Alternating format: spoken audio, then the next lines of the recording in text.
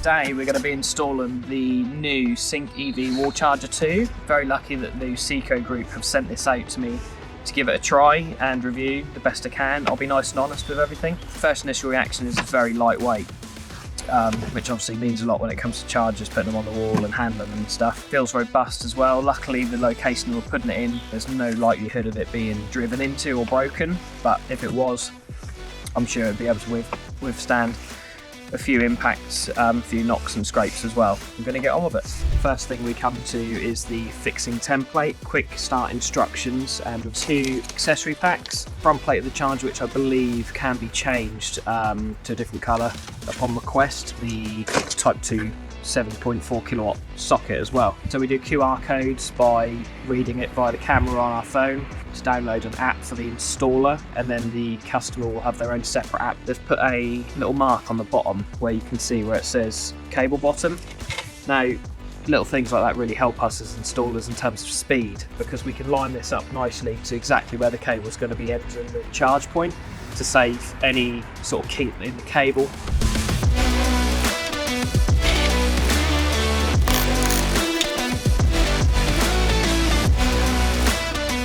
Front is removable, so everything in here that the charger requires, it's got pen fault integration, which means we haven't got that earth stakes put in.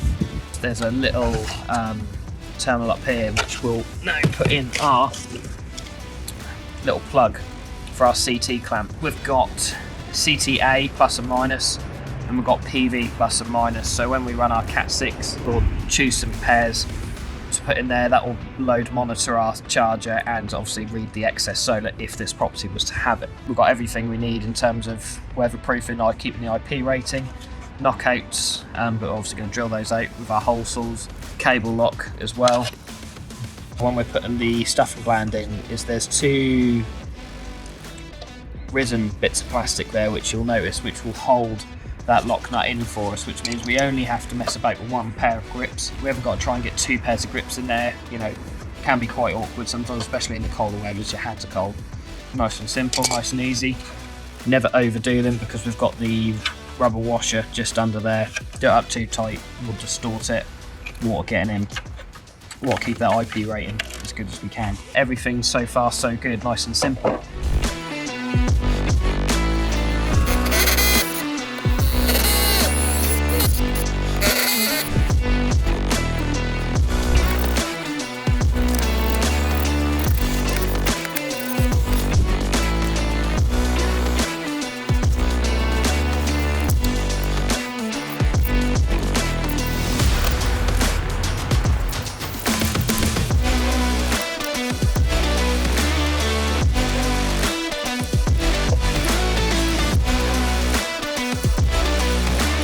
So there it is. I think it looks very tidy. I like this little gap here you've got, so if you want to put your cable in, you can keep it wrapped around the charger nicely. Cable entry is exactly where we said it would be. It's underneath there. Cover went on really nicely, which is quite rare. Sometimes we click the fronts on, they're a little bit warped. Obviously sometimes brickwork is a little bit out. Security screw underneath to hold it on. So that is it. We're also very lucky to have received a new IP rated garage enclosure. Metal, comes with everything you need for a car charge point install. So we've got Type 2 surge protection, 32 amp MCB to feed that. And we've got a B40 double pole RCBO Type A, which will provide us with our RCD protection for the charger. Again, initial reaction is very lightweight, however feels very robust. You know that if you were to accidentally drive into this, unlikely, but it could happen, you know it will withstand good impact. Entry holes all the way round, gives you a lot of scope to where you can put it. We're going to put it hard up against the side of the meter cabinet today. We're going to mess about with the tails, which we're allowed to do because we've got the consumer switch to isolate the property. And we've got a Henley block, earth block, so we can keep the protection, keep everything within regulations, and we're going to put the tails into here to feed our new charger.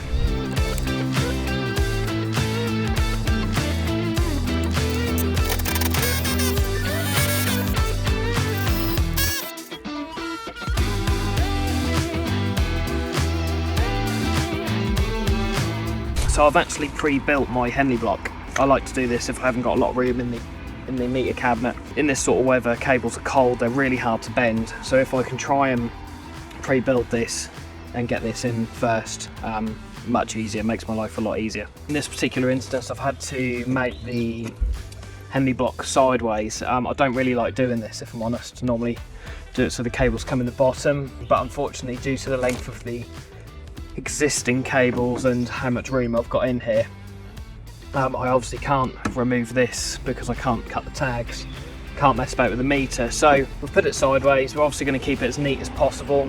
I'm going to stick the earth block just above the cutout fuse, and then we're going to take the tails into our new enclosure and then try and get them nice sweep into the existing consumer double pole switch.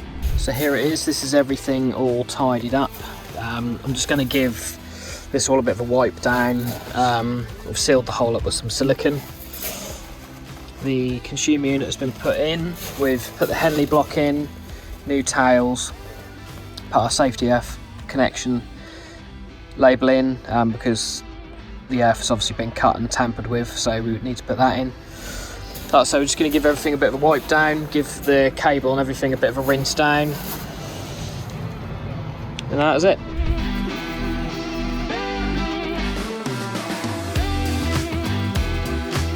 So that is that install now complete. As you can see, the charger is on the wall. We've also got our garage consumer unit as well.